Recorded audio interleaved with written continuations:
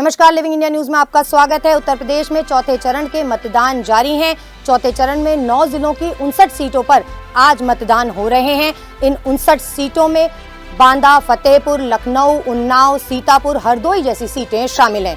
बात करते हैं इन 59 सीटों की, तो इनमें 50 सीटें ऐसी रहीं जो पिछले विधानसभा चुनावों में भारतीय जनता पार्टी के पास थी और एक अपना दल यानी भारतीय जनता पार्टी के सहयोगी दल के पास थी, जबकि 4 सीटें समाजवादी पार्टी के पास थी, 2 कांग्रेस और 2 बहुजन समाजवादी पार्टी के पास थी। बात करते हैं 59 सीटों की, तो इनमें से 29 सीटें ऐसी हैं जो रेड जोन में शामिल हैं। रेड जोन में शामिल होने का मतलब यह है कि इन 29 सीटों पर उम्मीदवार 3 या 3 से अधिक उम्मीदवार आपराधिक छवि वाले हैं या दागी हैं, जिसके कारण इन सीटों को रेड जोन में रखा गया है। बात करते हैं उम्मीदवारों की, तो चौथे चरण में 624 उम्मीदवार चुनावी मैदान में हैं, जिनमें से 167 उम्मीदवार ऐसे हैं जो आपराधिक छवि वाले हैं। इन 167 उम्मीदवारों में से भी 129 उम्मीदवार ऐसे हैं जिन पर गंभीर आपराधिक मामले दर्ज हैं।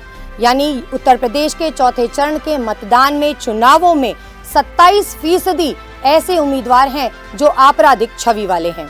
अब बात करते हैं पार्टियों की, तो कांग्रेस पार्टी ऐसी है जिसने लगभग 53% दागी उम्मीदवारों को टिकट बांटे हैं। वहीं दूसरे नंबर पर है समाजवादी पार्टी, जिसने 50% आपराधिक छवि वाले उम्मीदवारों को चुनावी मैदान में उतारा है। तीसरे नंबर पर है बहुजन समाजवादी पार्टी, जिसने 44% आपराधिक छवि वाले उम्मीदवारों को टिकट बांटे हैं। चौथे नंबर पर है भारतीय जनता पार्टी, जिसने 40% दागी उम्मीदवारों को चुनावी मैदान में उतारा है। वहीं 5वें नंबर पर है आम आदमी पार्टी, जिसने 24% दागी उम्मीदवारों को टिकट बांटे हैं।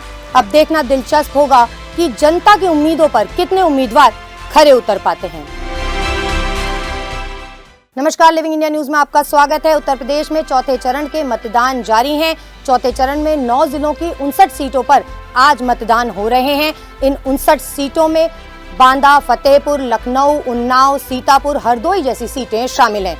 बात करते हैं इन 59 सीटों की, तो इनमें 50 सीटें ऐसी रहीं जो पिछले विधानसभा चुनावों में भारतीय जनता पार्टी के पास थी और एक अपना दल यानी भारतीय जनता पार्टी के सहयोगी दल के पास थी, जबकि 4 सीटें समाजवादी पार्टी के पास थी, 2 कांग्रेस और 2 बहुजन समाजवादी पार्टी के पास थी।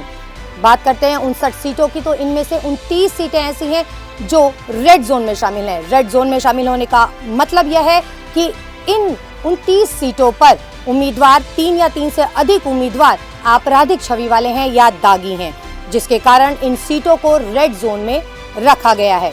बात करते हैं उम्मीदवारों की, तो चौथे चरण में 624 उम्मीदवार चुनावी मैदान में हैं, जिनमें से 167 उम्मीदवार ऐसे हैं जो आपराधिक छवि वाले हैं। इन 167 उम्मीदवारों में से भी 129 उम्मीदवार ऐसे हैं जिन पर गंभीर आपराधिक मामले दर्ज हैं। यानी उत्तर प्रदेश के चौथे चरण के मतदान में, चुनावों में 27% ऐसे उम्मीदवार हैं जो आपराधिक छवि वाले हैं।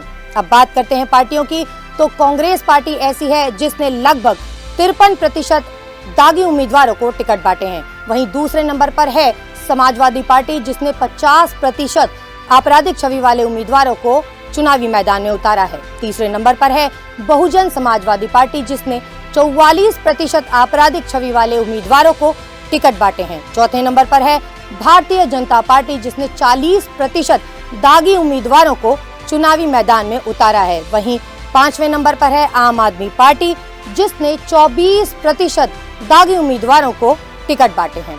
अब देखना दिलचस्प होगा कि जनता की उम्मीदों पर कितने उम्मीदवार खरे उतर पाते हैं।